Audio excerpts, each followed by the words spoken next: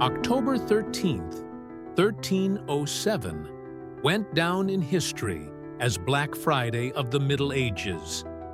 On this day, the most powerful order in human history, the Knights Templar, was destroyed. But before their execution, their last Grand Master, Jacques de Molay, uttered a curse that has been coming true for 7 centuries. The order's untold treasures disappeared, and all who tried to find them died under mysterious circumstances. What lies behind this mystical mystery? And why does an ancient curse continue to operate in the 21st century? The secrets of the Knights Templar still stir the minds of researchers around the world. Subscribe to our channel so you don't miss out on new investigations into the greatest mysteries of history. And in the comments, write your opinion. Does the curse of the Templar treasures really exist? Or can all the mysterious deaths be explained by natural causes? October 13th, 1307, became a Black Friday in human history. On that day, thousands of knights belonging to the most powerful military order of their time, the Knights Templar, were arrested simultaneously throughout France. But few knew then that this day would mark the beginning of one of the greatest mysteries in history, a mystery that to this day claims the lives of those who dare to unravel it. The Order of the Poor Knights of Christ and of the Temple of Solomon, known as the Knights Templar or Templars, was founded in the early 12th century in Jerusalem. Founded in 1110 by French knight Hugo de Payens and 8 of his comrades, the order initially set itself the noble goal of protecting Christian pilgrims on their way to the Holy Land. The order got its name from its location, the ruins of Solomon's Temple in Jerusalem.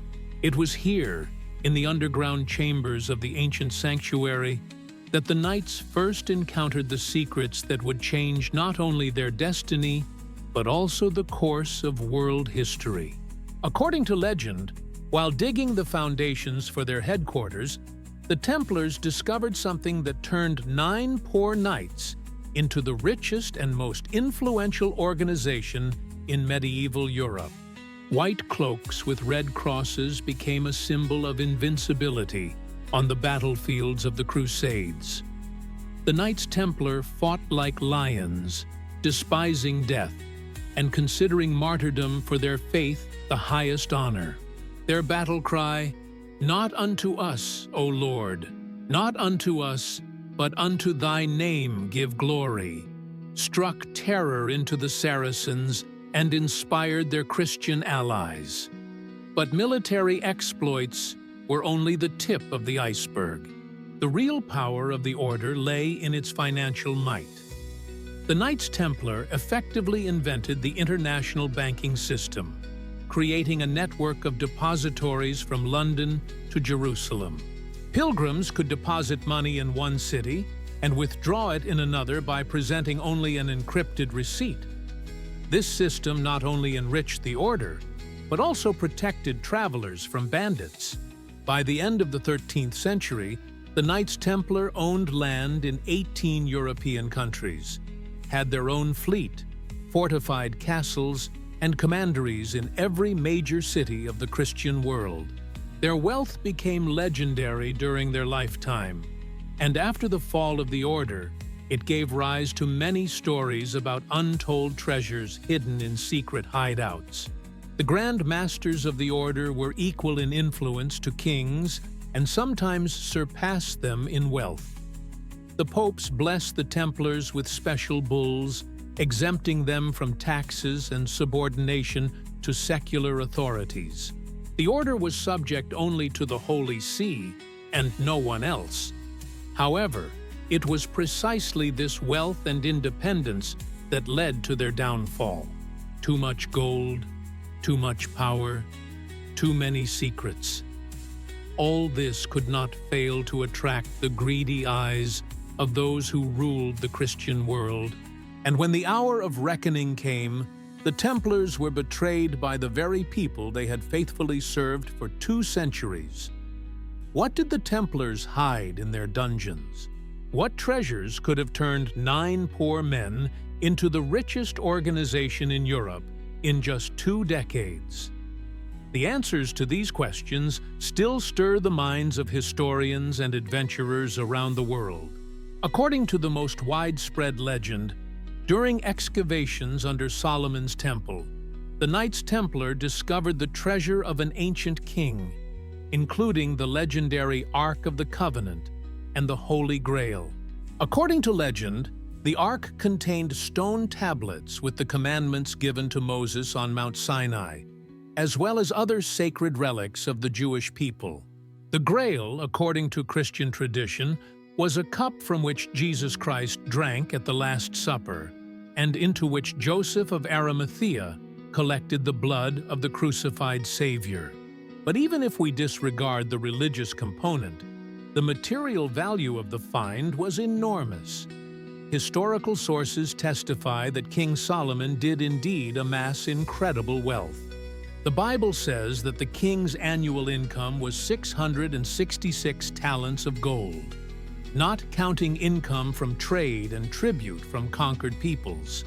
Modern archaeologists confirm that during Solomon's reign, the Kingdom of Israel controlled the most important trade routes between Asia, Africa, and Europe.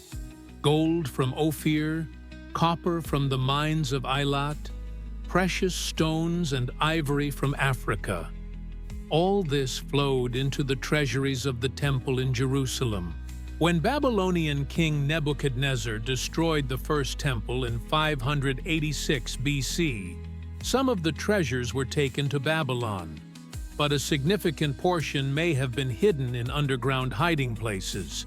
The construction of the Second Temple under Zerubbabel and its subsequent expansion under Herod the Great added new underground rooms and labyrinths. The Roman historian Josephus Flavius described the untold riches of the Temple of Jerusalem on the eve of its destruction in 70 CE. According to him, the temple's gold decorations were so luxurious that they blinded the eyes of all who looked at them. When Titus's Roman legions stormed Jerusalem, they captured a huge amount of loot, but many treasures may have been hidden by priests in secret vaults. The Knights Templar, having received permission from King Baldwin II of Jerusalem to settle on the ruins of the temple, spent almost 10 years there, ostensibly guarding pilgrims. However, modern researchers are increasingly inclined to believe that the true purpose of the Knights was archaeological research. This is evidenced by the fact that during their entire 10-year stay in Jerusalem, the order did not accept a single new member. 9 men clearly could not effectively protect all the pilgrims in a huge city. However, they could well have been engaged in systematic excavations, hiding their activities from prying eyes. When the Templars returned to Europe in 1129, their financial situation had changed dramatically. They received a papal bull granting them unprecedented privileges, began to expand rapidly, and built commanderies throughout Europe. Official documents do not explain the sources of this wealth. By the beginning of the 14th century, the Knights Templar owned 9,000 estates and had their own reserves of precious metals and gemstones. Their treasury in the Parisian Temple became the de facto central bank of France. Even the royal treasury was kept in the basements of the Knights Templar under their protection and control.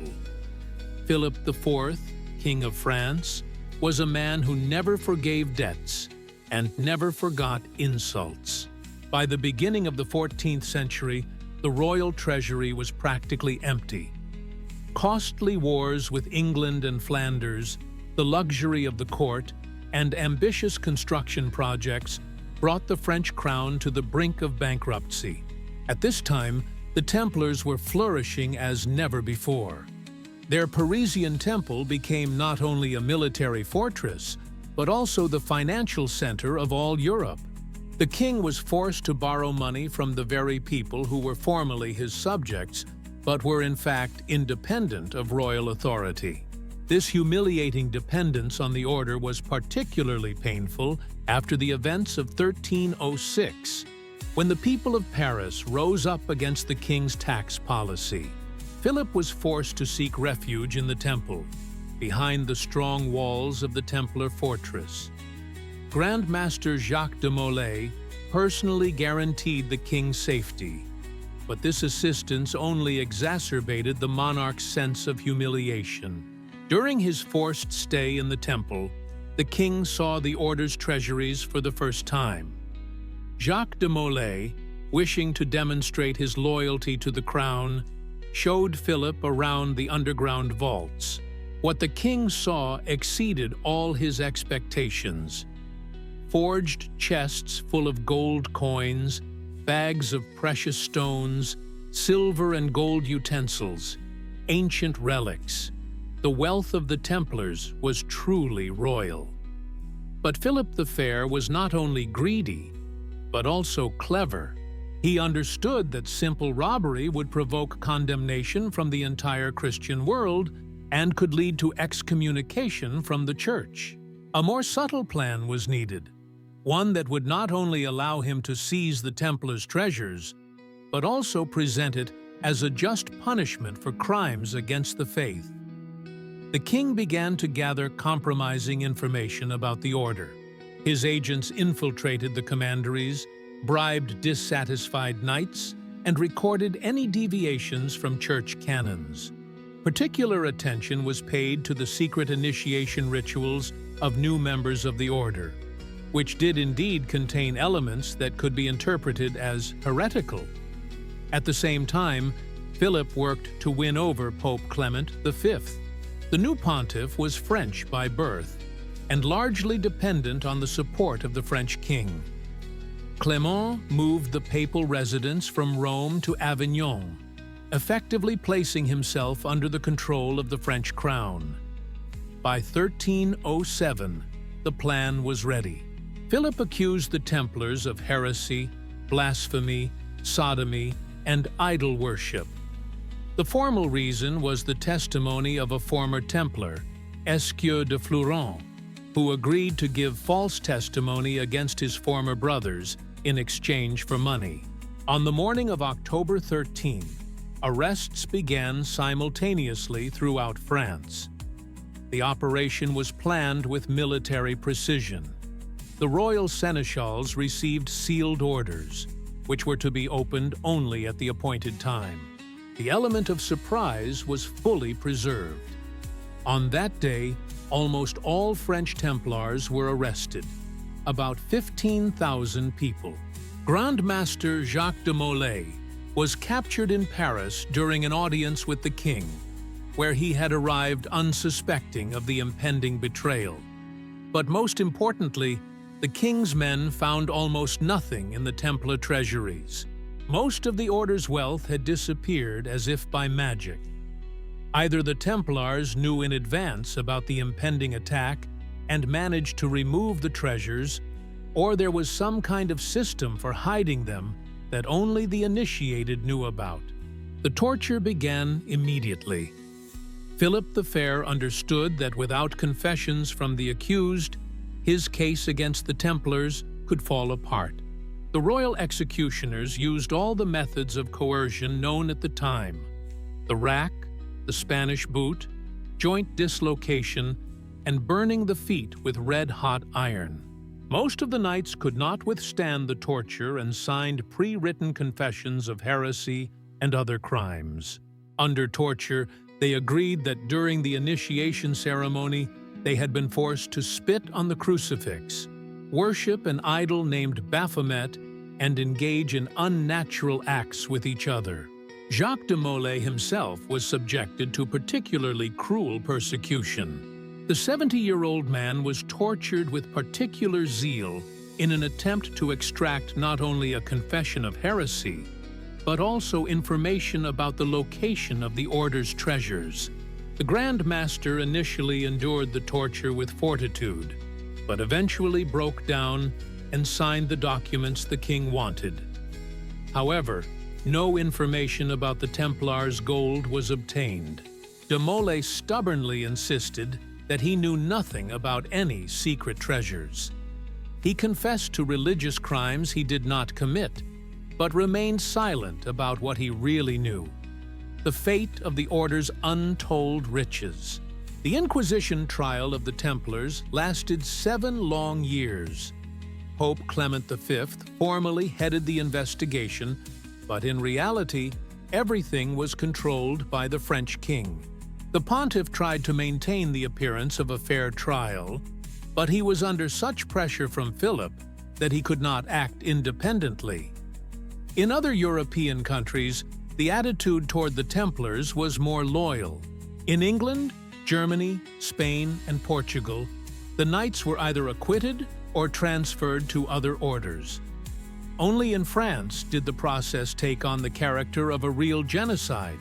Over 7 years of investigation, more than 2,000 Templars were burned alive. Many died under torture before they could be executed. The order, which had defended the Christian faith with weapons for 2 centuries, was destroyed by the very people in whose name the knights had shed their blood on the battlefields. But even in the face of death, the Templars kept their secrets. None of those executed revealed the location of the Order's main treasures. This silence was not accidental. It testified to the existence of a strict system of initiation, in which only a few people from the highest leadership knew the true secrets. During the trial, curious details about the internal structure of the Order came to light. The Templars were divided into several degrees of initiation. Ordinary knights and sergeants knew only what was necessary to perform their immediate duties. The commanders of the commanderies had more extensive information, but even they were not privy to all the secrets. The true secrets of the Order were known only to a small circle of senior officials: the Grand Master, the provincial masters, and a few close advisors. It was this system that allowed the information about the treasures to remain secret, even during mass arrests and torture. Royal investigators discovered that in the months leading up to the arrests, mysterious preparations were underway within the Order. Witnesses reported seeing heavy carts being transported from the temple in Paris at night. It was not possible to determine where these carts were headed or what they contained. On March 18, 1314, the final act of the Templar tragedy was to take place in Paris. Jacques de Molay and 3 other high-ranking officials of the Order, Geoffrey de Charny, Master of Normandy, Hugo de Perrot, Visitor of France, and Geoffrey de Gonville, Commander of Poitou, were to publicly confirm their confessions and receive their final sentence. 7 years of imprisonment did not break the spirit of the 70-year-old Grand Master. During those years, de Molay thought a lot about the fate of the Order, the betrayal of the king and the Pope, and his own fate. He knew his life was coming to an end, but he hoped that a public confession might save the lives of his comrades. The scaffold was erected on the small island of the Cité on the Seine, opposite Notre Dame Cathedral. The location was not chosen at random. From here, the confessions of the condemned could be heard throughout the French capital. The king and his advisors hoped for a solemn conclusion to the trial that would finally discredit the Order in the eyes of the public. When the 4 prisoners were brought to the scaffold, something unexpected happened. Jacques de Molay suddenly stood up straight and declared in a loud voice that he was renouncing all his previous confessions. He solemnly proclaimed the innocence of the Knights Templar of all the crimes of which they were accused. The Grand Master declared that his previous confessions had been extracted under torture and were not true. The Templars, he said, had always been faithful defenders of the Christian faith and had never committed the blasphemies of which they were accused. The order had fallen victim to the greed of the king and the weakness of the Pope. Geoffrey de Charny supported his master and also recanted his previous testimony. Two other knights, broken by years of imprisonment and torture, did not dare to follow their example and confirm their guilt. This unexpected turn of events enraged the royal officials. According to the law, retracting a confession after it had been confirmed under oath was considered a relapse into heresy and was punishable by burning at the stake. Upon receiving news of what had happened, Philip the Fair immediately ordered the execution of de Molay and de Charny without further delay. By evening of the same day, two pyres had been erected on the same island. Thousands of Parisians gathered to watch the execution of the last Templars. Many in the crowd sympathized with the doomed knights, considering them victims of royal greed. When Jacques de Molay was led to the stake, the old knight asked to be tied facing the Cathedral of Notre Dame. He wanted to die looking at the symbol of the faith he had served all his life. The final preparations for the execution took several hours. The sun was already setting when the executioners set fire to the brushwood. In those last hours of his life, de Molay probably recalled his entire long career in the order. He joined the Templars as a young man and rose through the ranks. He participated in the last battles for the Holy Land and witnessed the fall of Acre, the last stronghold of the Crusaders in the East. As Grand Master, he tried to reform the order, to adapt it to the new realities of a world where the Crusades were now history. De Molay dreamed of a new campaign to recapture Jerusalem, but these plans remained unfulfilled. Now, standing by the fire, the last Grand Master of the Knights Templar prepared to utter words that would go down in history as one of the most famous curses of all time. When the flames engulfed the brushwood at Jacques de Molay's feet, the 70-year-old knight uttered neither a cry nor a groan. Instead, his voice rang out across the square with such force that it was heard by all those gathered. The words he spoke shook not only the witnesses to the execution, but all of medieval Europe. Clément, unjust judge and cruel destroyer of the Templars, I challenge you to a trial by God in 40 days. And you, Philip, accursed king, you will follow him before the year is out. I curse you. I curse your family to the 13th generation. De Molay shouted these words, looking toward the royal palace. The Grand Master of the Knights Templar died slowly.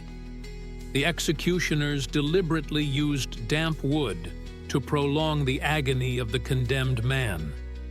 But even when the fire reached his body, de Molay continued to pray and repeat his curse.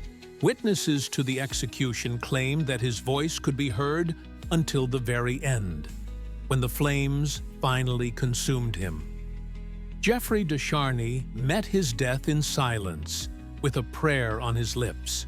His execution did not attract as much attention as the death of the Grand Master, but he shared the fate of his commander with the dignity of a true knight. The ashes from the pyres were gathered and scattered to the wind so that no relics would remain that could become objects of veneration. But the words of the curse had already spread throughout the Christian world. Chroniclers recorded them. Troubadours composed songs about them, and the common people passed them on from mouth to mouth. Many contemporaries believed that de Molay was not speaking on his own behalf, but as a prophet conveying the will of the Almighty.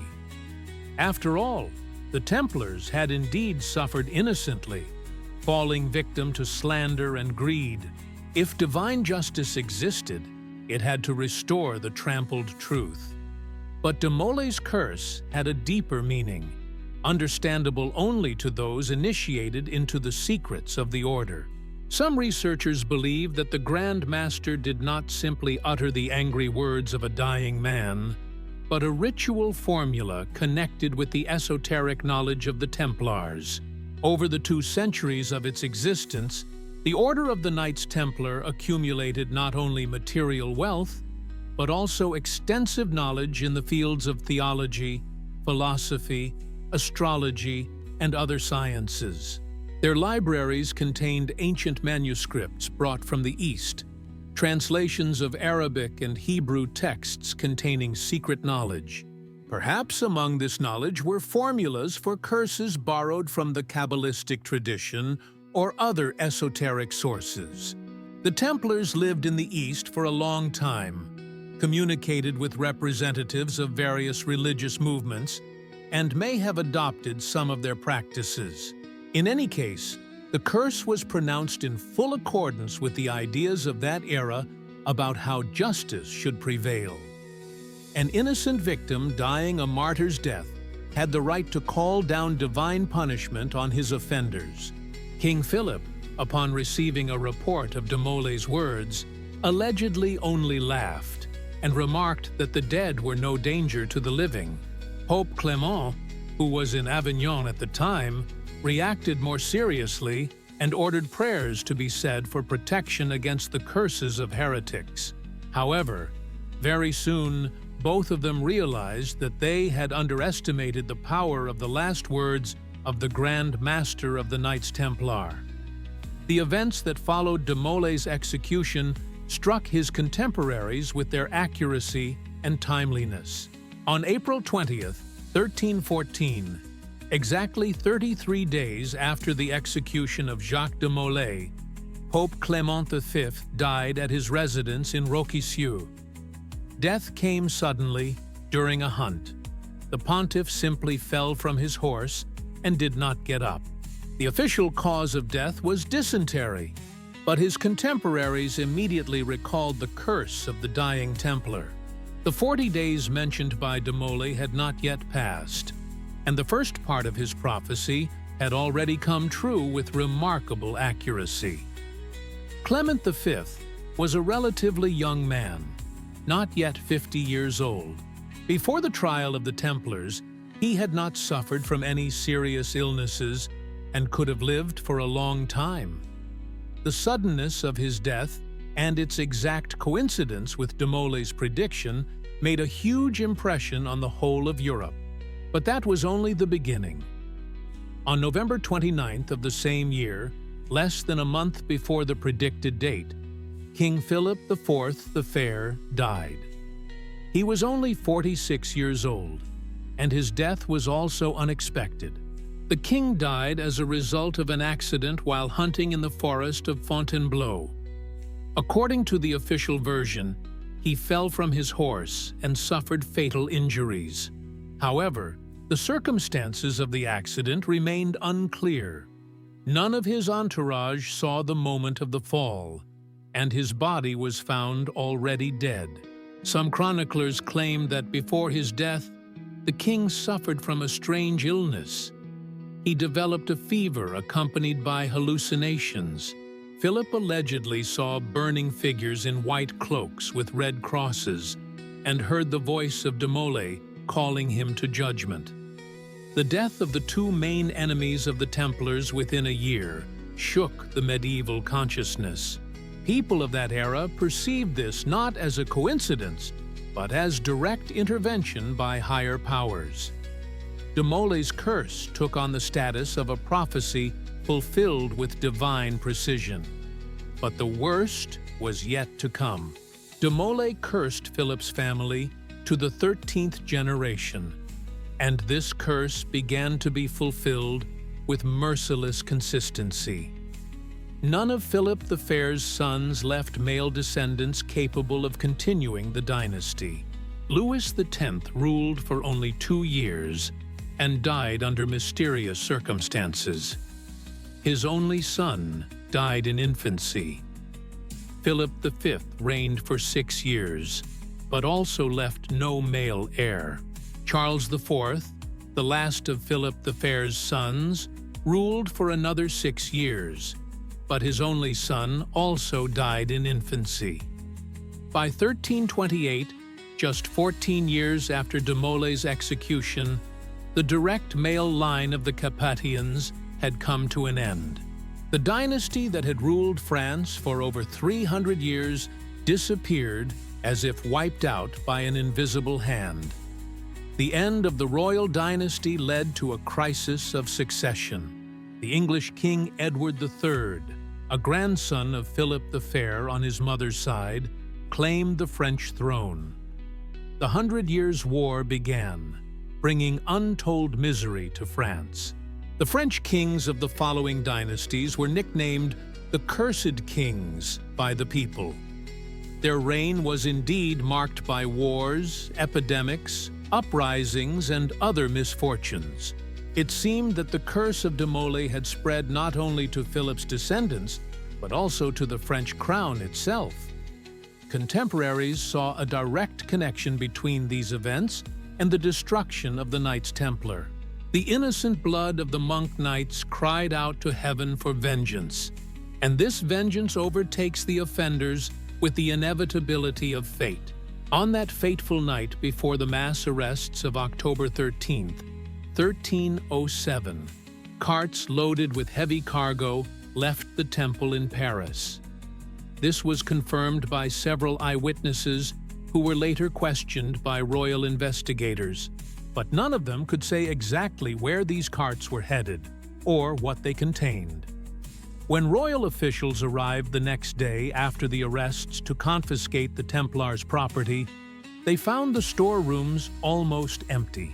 In the huge underground vaults of the temple, which, according to Philip himself, had recently been filled with treasures, there were now only a few bags of silver coins and some church utensils.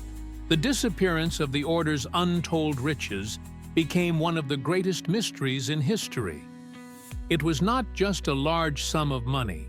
The Templars owned treasures accumulated over the 200 years of the order's existence. These were gold and silver coins from all European states, precious stones, works of art, ancient relics, and possibly the legendary treasures of King Solomon. The most likely explanation was that the order's leadership knew in advance about the impending arrests and managed to organize the evacuation of the valuables. The Templars had an extensive network of informants at the courts of European monarchs, and secrets of this magnitude were rarely kept completely secret. There are several versions of how the treasures could have disappeared. According to one of them, Jacques de Molay secretly summoned 12 of his most loyal knights from various commanderies to Paris a few days before the arrests. They were entrusted with taking the order's most valuable treasures and hiding them in a safe place. These knights allegedly headed for the port city of La Rochelle on the Atlantic coast of France. There, the Templars had their own harbor and a fleet of merchant ships. 18 Templar ships disappeared from the port just as the arrests were taking place throughout France. Where could these ships with their precious cargo have gone? There are many theories. Some researchers believe that the Templars found refuge in Scotland, where King Robert Bruce was at war with England and could offer the exiles protection in exchange for military assistance. Another version claims that the treasures were transported to Portugal, where the Knights Templar were officially disbanded, but its members joined a new Order of Christ, retaining all their wealth and privileges.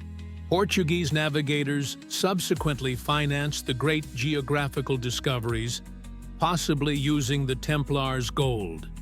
A third theory links the disappearance of the treasure to America. Some researchers claim that the Knights Templar knew about the existence of the New World long before Columbus and had secret colonies there where they mined gold and silver. In this case, the treasure could have been transported there, but not all of the Order's wealth was taken away by sea. Some of the treasure could have been hidden in France itself. The Templars owned hundreds of castles and commanderies, many of which had extensive underground passages and secret vaults. Of particular interest is the legend that some of the treasures remained in the temple in Paris itself. According to this version, there were secret rooms known only to a few initiates. These hiding places were so well camouflaged that they could not be found even during a thorough search of the fortress. To this day, the total value of the missing treasures remains unknown. According to various estimates, it could have been equivalent to several years' worth of the budgets of the largest European states of the time. The search for the Templar treasures began immediately after the fall of the Order and continues to this day. Over the course of 7 centuries, many theories have been put forward about the location of the missing riches, but none of them have been conclusively proven. This has given rise to an entire treasure hunting industry and many legends. One of the most popular versions is connected with the castle of Montségur in southern France. This castle was the last stronghold of the Cathars, a religious sect considered heretical by the Catholic Church. In 1244, after a long siege, the castle fell, but before surrendering, 4 Cathars managed to escape, taking with them the treasure of the Cathars. Some researchers believe that this treasure subsequently fell into the hands of the Knights Templar, who sympathized with the Cathars and secretly helped them. In this case, the search should be conducted in the vicinity of Montségur, where the Cathars could have hidden their relics in the caves of the Pyrenees. Another theory points to a church in the village of Rennes-le-Château, also located in southern France. At the end of the 19th century, a local priest named Béranger Saunière suddenly became rich under mysterious circumstances. He carried out an expensive restoration of the church and built a luxurious villa, although his official income was clearly insufficient for such expenses. Saunière claimed to have found ancient parchments that allowed him to unravel the mystery hidden in the church's architecture. According to one version, these parchments contained coded information about the location of the Templars' treasure. The priest allegedly found part of the treasure and used the gold for his own needs. Many researchers draw attention to the symbols used by the Knights Templar in the architecture of their castles and churches. It is believed that the location of the buildings, the ornaments, and the sculptural decorations may contain encrypted clues to the location of the hiding places. The geometry of the Templar buildings is of particular interest. Some researchers claim that the location of the commanderies and churches of the Order form certain shapes on the map: triangles, pentagrams, crosses. The intersections of these lines allegedly indicate the places where the treasures may be hidden. In the 20th century, the search for the Templars' treasure took on an international character. Expeditions searched for the treasure in a wide variety of places, from Scottish castles to Ethiopian monasteries. The search was particularly active between the 2 world wars, when many European countries were in need of additional sources of funding. Nazi Germany showed particular interest in occult relics, including possible Templar treasures. The Ahnenerbe, a research society affiliated with the SS, sent expeditions to various countries to search for artifacts that could give the Third Reich mystical power. After World War II, the search continued as part of commercial projects. Numerous treasure hunting companies use modern technology: ground-penetrating radar, metal detectors, underwater robots, to survey the alleged burial sites of Templar treasures. The Internet has opened a new era in treasure hunting. Enthusiasts from around the world exchange theories, analyze ancient maps, and study architectural plans of Templar buildings. Detailed computer models are created to test various hypotheses about the location of the hiding places. However, despite all the efforts and the use of the most modern technologies, the main treasures of the Knights Templar have still not been found. This leads some researchers to believe that the treasures may be located in places that have changed dramatically over the centuries, or even at the bottom of the sea. The first documented cases of deaths related to the search for the Templar treasure date back to the 16th century. In 1537, French nobleman Pierre de Montmorency received permission from the king to excavate the ruins of one of the Templar castles in Champagne. De Montmorency was an educated man who studied ancient chronicles and believed he had solved the mystery of one of the coded inscriptions on the castle walls.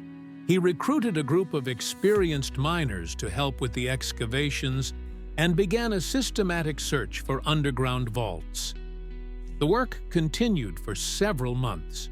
The searchers discovered an extensive network of underground tunnels and several buried chambers. In one of them, they did indeed find ancient chests, but when they were opened, they contained only decayed fabrics and a few copper coins. Tragedy struck when de Montmorency decided to explore the deepest tunnel. He descended with 2 assistants, but none of them returned. When their bodies were discovered a few days later, all 3 were dead under mysterious circumstances. There were no wounds on their bodies, but their faces were frozen in horror, as if they had seen something monstrous. The doctor who examined the bodies was unable to determine the cause of death. Local residents claimed that the castle was cursed by the spirits of the murdered Templars, and no one dared to continue the excavations at that site. In the 17th century, a similar incident occurred in England. Antiquarian John Aubrey, a renowned researcher of antiquities, became interested in the history of the English Templars and attempted to find the treasures that might have remained in their former possessions. Aubrey focused his attention on Temple Church in London, where many English knights of the order were buried. Studying medieval tombstones, he discovered strange symbols that he believed to be clues to a hidden treasure. After obtaining permission from the church authorities, Aubrey began excavations in the crypt. The work was carried out at night so as not to attract the attention of curious onlookers. Aubrey and his assistants opened several ancient graves, but instead of treasures, they found only the decayed remains of knights. However, in one of the tombs, they found a lead box with mysterious objects inside. Aubrey took the box home for closer examination. The next morning, he was found dead in his study. The official cause of death was listed as a stroke, but witnesses noted that the deceased's face was frozen in a look of horror. The mysterious box disappeared and was never found again. In the 18th century, an even stranger case occurred in France. The Marquis de Sade-Lavault, an ancestor of the famous writer, became fascinated with alchemy and the occult sciences. He believed that the Templars possessed secret knowledge that allowed them to turn metals into gold. The Marquis acquired the ruins of a Templar commandery and began searching there not only for treasures, but also for alchemical manuscripts. In the basement of the castle, he did indeed discover a secret laboratory with the remains of alchemical equipment and several damaged manuscripts. Trying to decipher the ancient texts, the Marquis allegedly managed to reproduce one of the Templars' experiments. Eyewitnesses claimed to have seen a strange green light coming from the windows of his laboratory and heard strange sounds. The Marquis de Sade-Lavault disappeared under mysterious circumstances. His body was never found, but traces of an explosion and molten metal of unknown origin were discovered in the laboratory. After this incident, the castle gained a reputation as a haunted place. These early incidents laid the foundation for legends about the curse of the Templar treasures. Each new death added new details to the growing myth that the last Grand Master had cast a spell not only on his enemies, but also on all the riches of the Order. The 20th century brought a new twist to the search for the Templar treasures, linked to the name of the most sinister dictator in human history. Adolf Hitler and his entourage showed a pathological interest in occult relics, believing that ancient artifacts could give them mystical powers to achieve world domination. The Nazis were particularly attracted to legends about the Holy Grail and other Templar treasures. Hitler believed that possession of these relics would ensure him divine support and make the Third Reich invincible. A special organization called Ahnenerbe, Ancestral Heritage, was created to search for ancient artifacts. This organization was headed by Heinrich Himmler, Reichsführer of the SS, who was himself fascinated by the occult and mysticism. Under his leadership, the Ahnenerbe sent expeditions to various corners of the world, from Tibet to Antarctica, from castles in Germany to the pyramids of Egypt. One of its priority tasks was to study the history of the Knights Templar and search for their treasures. Nazi researchers believed that the Knight monks possessed not only material wealth, but also secret knowledge of the Aryan race, which helped them in their military campaigns and financial operations. In 1938, the Ahnenerbe organized an expedition to Spain to search for the Holy Grail in the mountains of Montserrat. The expedition was led by Otto Rahn, a young German researcher who was considered one of the leading experts on the history of the Cathars and the Knights Templar. Rahn spent several months in the Spanish mountains studying caves and ancient monasteries. He was convinced that the Holy Grail really existed and that the Cathars had handed it over to the Templars shortly before the fall of Montségur. According to his theory, the relic was taken to Spain and hidden in one of the mountain monasteries. Rahn's expedition ended tragically. In March 1939, his body was found in the Alps under mysterious circumstances. Officially, his death was explained as an accident during a mountain hike, but many details pointed to suicide or murder. Before his death, Rahn behaved strangely, complaining to colleagues about nightmares and visions that haunted him. He claimed to have found traces of the Holy Grail, but that an ancient curse prevented him from taking possession of the relic. His notes, found after his death, contained strange drawings and incomprehensible symbols. After Rahn's death, the Nazis did not abandon their search for the Templar treasures. During the occupation of France, German archaeologists were given unlimited access to archives and the opportunity to conduct excavations at any sites of interest to them. Particular attention was paid to castles and churches that had belonged to the Templars in the Middle Ages. The SS created special teams that systematically searched these sites using the most modern equipment available at the time. One such team worked in the vicinity of Rennes-le-Château, trying to unravel the mystery that had enriched Abbé Saunière at the end of the 19th century. The Germans carried out extensive excavations around the church, but were unable to make any significant finds. Another group investigated the ruins of the Parisian Temple, which by that time had been partially destroyed during the French Revolution. Using archival plans, Nazi archaeologists tried to find the very secret chambers where the Templar treasures could have been hidden. The results of these searches remain a secret to this day. It is known that many participants in the Nazi expeditions died under strange circumstances both during the war and after its end.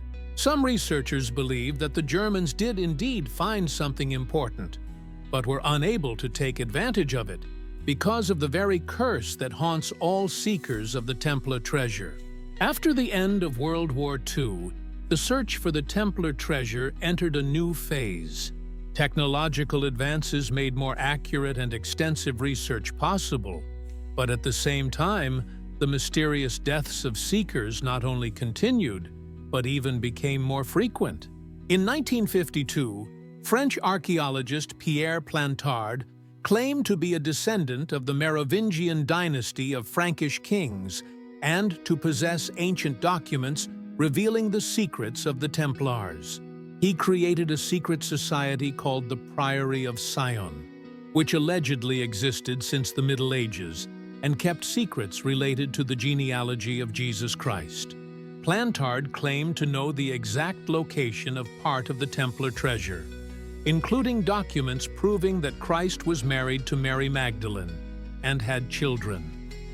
These sensational claims attracted the attention of many researchers and adventurers. In 1964, British archaeologist Gerald Hancock, a specialist in medieval history, joined the search. He obtained copies of some documents from Plantard and began his own investigation in the vicinity of Rennes-le-Château. Hancock used the most modern methods available at the time, including aerial photography, magnetometry, and radiocarbon dating. His research showed that there really was a complex system of underground cavities and tunnels in the area, many of which were man-made. The tragedy occurred in 1967, when Hancock and a group of assistants descended into one of the tunnels they had discovered. The expedition was supposed to last several hours, but the researchers did not return at the appointed time. A rescue team found their bodies at a depth of about 30 meters. All 4 members of the expedition were dead, but the cause of death could not be determined. There were no injuries on the bodies. The oxygen content in the tunnel was normal, and no signs of poisoning were found.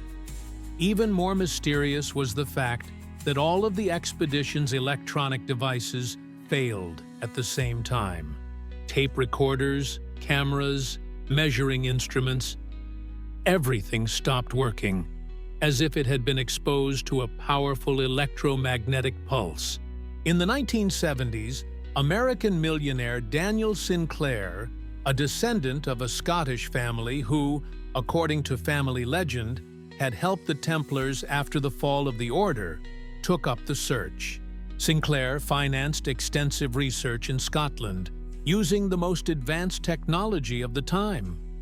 His team examined the Roslin Chapel, built in the 15th century by Sinclair's ancestors. This chapel is famous for its rich stone decoration, in which many researchers see encrypted messages from the Knights Templar. Using computer modeling, Sinclair's team attempted to decipher the symbols in the chapel and find clues to the secret hiding places.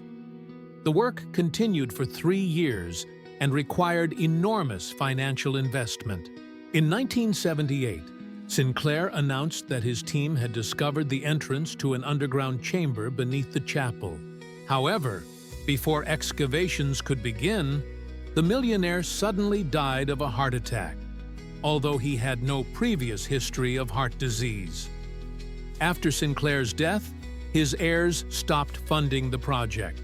Several members of the research team also died in the following years in various circumstances: in car accidents, from sudden illnesses, and in accidents. In the 1980s, Japanese researchers joined the search, using the latest developments in geophysics and computer analysis. The Japanese corporation Mitsui invested millions of dollars in a project to find the Templar treasures in France. Project leader Professor Hiroshi Tanaka developed a unique method based on the analysis of geomagnetic anomalies and underground water flows. His theory was that the Templars chose hiding places with special geophysical characteristics. Tanaka did indeed discover several promising sites, but his research was cut short by his tragic death in a plane crash while flying from Paris to Tokyo. The plane crashed under mysterious circumstances. All systems failed simultaneously, as if they had been subjected to external forces. Oak Island off the coast of Nova Scotia has become perhaps the most famous site for searching for Templar treasures in the New World. The history of this island began in 1795, when 3 local residents noticed a strange depression in the ground under a large oak tree and decided to excavate it. As they dug, they discovered an artificial shaft lined with stone and covered with oak planks every 3 meters. This discovery marked the beginning of more than 200 years of searching that claimed the lives of 7 people and cost millions of dollars. The shaft, dubbed the Money Pit, turned out to be an ingeniously designed trap. At a depth of 40 meters, the searchers discovered a stone slab with mysterious symbols that some researchers interpreted as Templar signs. But as soon as the slab was lifted, the shaft began to fill with seawater. It turned out that the builders of the pit had created a complex system of tunnels connecting the mine to the ocean. Any attempt to pump out the water led to a new influx of salt water through underground channels. This system worked so effectively that in 200 years, no one was able to reach the bottom of the mine. Many expeditions attempted to solve the mystery of Oak Island. Among the seekers were U.S. President Franklin Roosevelt, actor John Wayne, numerous millionaires, and adventurers. All of them failed, and some paid with their lives. In 1965, 4 people died when the mine collapsed. In 1987, another explorer died of gas poisoning. Local residents believe that the island is cursed and warn outsiders against trying to find the treasure. Modern research using the most advanced technologies has shown that there really is a complex system of artificial structures under the island. Ground-penetrating radar has detected chambers, tunnels, and metal objects at various depths. Of particular interest are the finds of medieval artifacts, fragments of parchment, pieces of metal with unknown symbols, and carved stones. Radiocarbon analysis has shown that some of these items date back to the 14th century, the time of the fall of the Knights Templar. Computer modeling has made it possible to reconstruct an approximate layout of the island's underground structures. Engineers have concluded that such a system could only have been created by people with advanced technical knowledge and considerable resources. In the Middle Ages, very few organizations had such capabilities.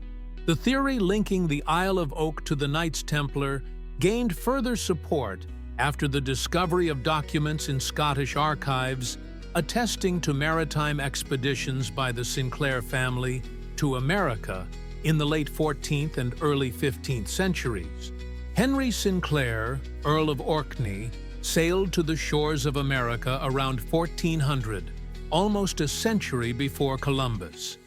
His expedition included knights, who may have been former Templars, who found refuge in Scotland after the fall of the order. Maps from that time show that Scottish sailors were well acquainted with Atlantic routes and had accurate knowledge of the geography of the American coast. This suggests regular voyages between the Old and New Worlds. If the Templars did indeed evacuate their treasures to America, then Oak Island could have served as one of their secret hiding places. Its location, in a sheltered bay, far from the main trade routes but not far from the coast, made it an ideal place for such purposes. Modern searches on the island continue using the most advanced technology. Brothers Rick and Marty Lagina, owners of the island, are spending millions of dollars on excavations and research. Their work is documented in a popular television series that has attracted worldwide attention to the island. But the curse of the island continues. In 2017, during the filming of the series, an accident occurred that could have cost the life of one of the expedition members. Equipment regularly breaks down, and excavations encounter new obstacles. Legend has it that the treasures of Oak Island will only be revealed after the death of the 7th person. 6 seekers have died so far, and many superstitious people fear that the 7th victim may be fatal not only for herself, but for all the other participants in the search. Modern science offers a rational explanation for the mysterious deaths of people associated with the search for the Templar treasures. Psychologists, doctors, and criminologists have put forward various theories that have nothing to do with mysticism or curses. One of the most common hypotheses explains the deaths of the seekers by the influence of natural factors. Many of the alleged burial sites of the treasure are located in the dungeons of old castles and churches, where dangerous gases could have accumulated over the centuries. Dr. Michael Porter, an industrial safety expert at Oxford University, conducted a study of conditions in medieval underground passages. He found that in many such places, the concentration of carbon dioxide, hydrogen sulfide, and methane can reach lethal levels. Particularly dangerous are so-called gas pockets, local accumulations of toxic substances that are released when ancient burials are disturbed or when hermetically sealed chambers are opened. A person who enters such a pocket can lose consciousness and die within minutes. Another explanation is related to radioactivity. Some ancient artifacts may have contained naturally occurring radioactive materials. In the Middle Ages, the properties of such substances were unknown, and they could have been used for various purposes, from making paints to alchemical experiments. Professor Anna Clarkson of the University of London studied several cases of mysterious deaths of treasure hunters and found symptoms characteristic of acute radiation poisoning: nausea, weakness, hair loss, skin lesions. All these signs were observed in people who had contact with alleged Templar artifacts. Psychological factors also play an important role. Dr. Robert Hamilton, a psychiatrist at the University of Edinburgh, has studied the phenomenon of cursed treasures from a psychological perspective. In his opinion, belief in a curse can become a self-fulfilling prophecy. People who are convinced that a curse exists are in a state of constant stress, which negatively affects their physical and mental health. Fear can lead to behavioral errors, accidents, and, in extreme cases, suicide. Criminologists offer another explanation. Many deaths could have been the result of crimes.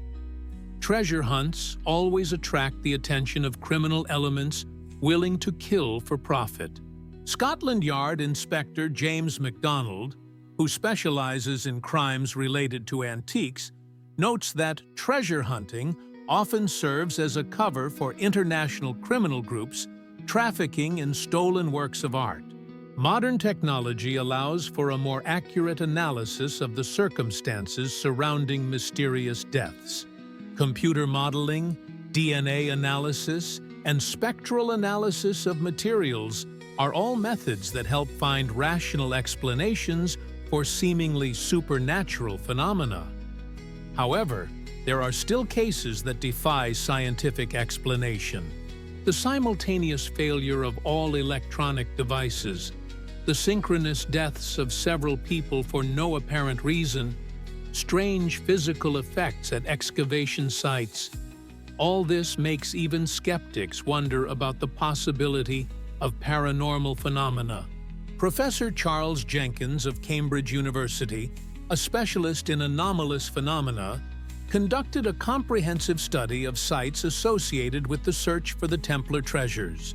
His team used state-of-the-art equipment to measure electromagnetic fields, infrasonic vibrations, and other physical parameters. The results were unexpected. Abnormally high levels of electromagnetic radiation were recorded at most of the locations studied, especially in the extremely low frequency range.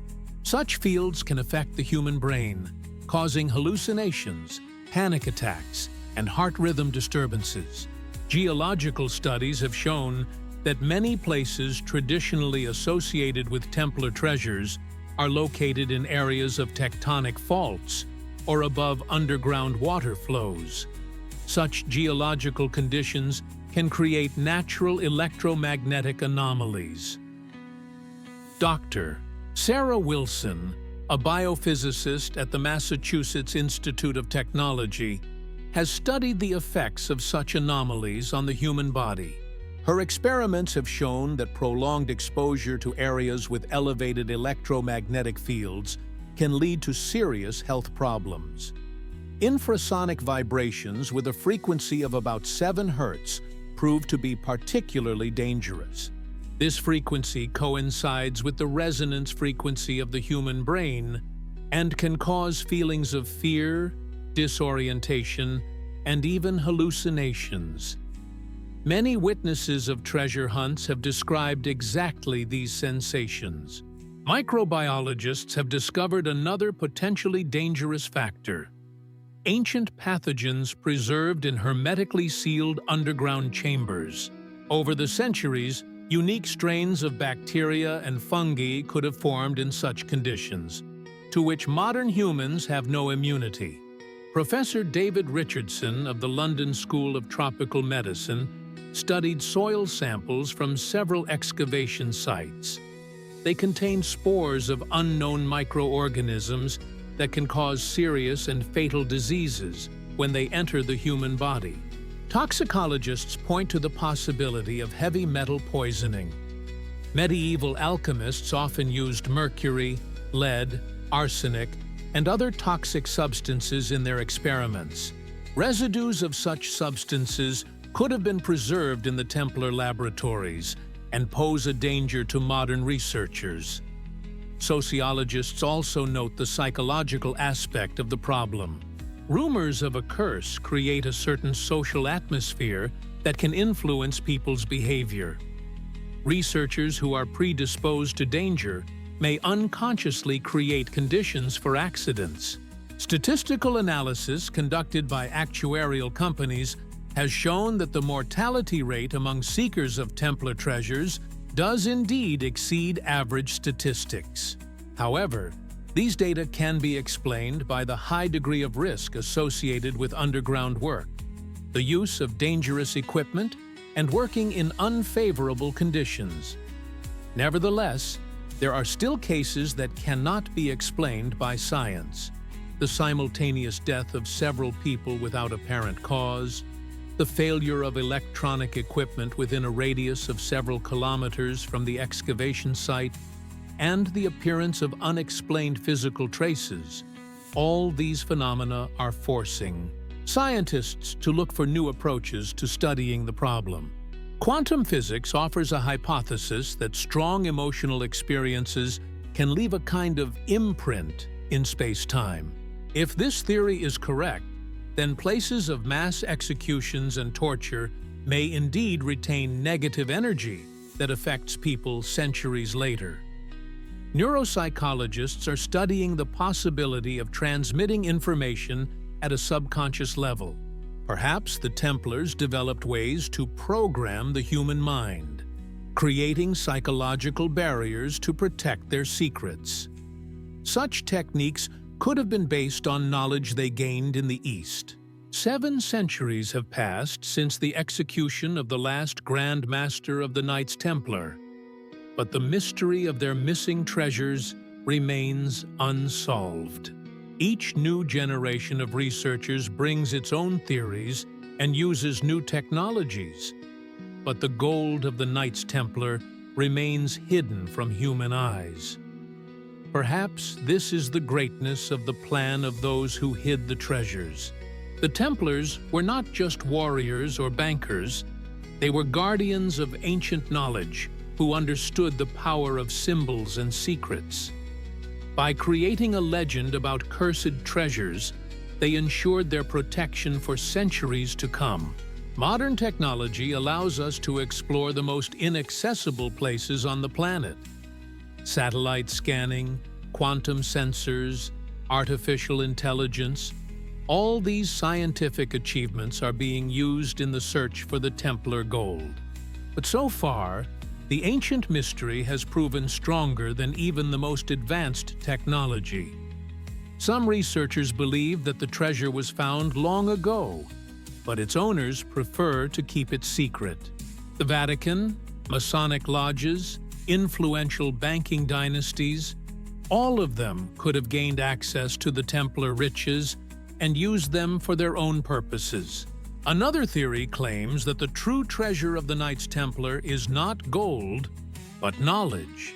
Perhaps the Knights did indeed discover something more valuable than precious metals in the underground chambers of the Temple of Jerusalem. Ancient texts containing hidden truths about the nature of the world and humanity. This knowledge could have given the Templars superiority in military affairs, finance, and diplomacy. But after the fall of the Order, it was scattered among various secret societies, which still use fragments of it to achieve their goals. The third hypothesis links the Templar treasures to the future of humanity. Perhaps the Knight monks were not just medieval warriors, but representatives of a more advanced civilization or bearers of a prophetic gift. They could have hidden their riches in such a way that they would only be revealed when humanity was ready for them. This theory is supported by some amazing coincidences in the history of the search. Every time someone got close to solving the mystery, something happened to stop the investigation. It was like some higher power was controlling the process and not letting the secret be revealed too soon. Perhaps de Molay's curse was not just the words of a dying man, but a program embedded in the collective unconscious of humanity. This program is activated every time someone tries to disrupt the balance established by the Templars 7 centuries ago. Modern quantum physics allows for the existence of information fields that can influence material reality. If the Templars possessed knowledge of such fields, they could have created a long-term protection for their secrets, operating at the level of the fundamental laws of nature. But even if the Templar treasures are never found, the search for them has already brought invaluable benefits to humanity. The quest to unravel this mystery has stimulated the development of archaeology, history, and technology.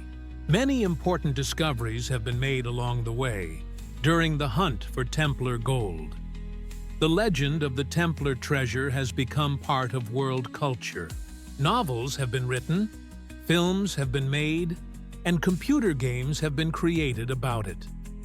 The mystery of the Knights Templar has inspired artists, musicians, and writers for 7 centuries. Perhaps this is the true legacy of the Knights Templar. Not gold and jewels, but the eternal human quest for knowledge of the unknown, for uncovering the mysteries of the past, for searching for the hidden truth. As long as this thirst for discovery exists, the spirit of the Templars will live on, inspiring new generations of explorers to perform feats in the name of knowledge. But those who decide to continue the search should remember the fate of their predecessors. The secret of the Templars is guarded not only by time and oblivion, but also by something more powerful: the curse of the last Grand Master, which, apparently, is still in effect. Perhaps some secrets are better left undisclosed, especially if the price of discovery is human lives. The story of the Templars' treasure remains open, somewhere in the dungeons of old castles, at the bottom of the sea, or in distant lands. The untold riches of the powerful order still lie. And until they are found, the legend will live on, attracting new adventurers willing to risk everything to solve the greatest mystery of the Middle Ages.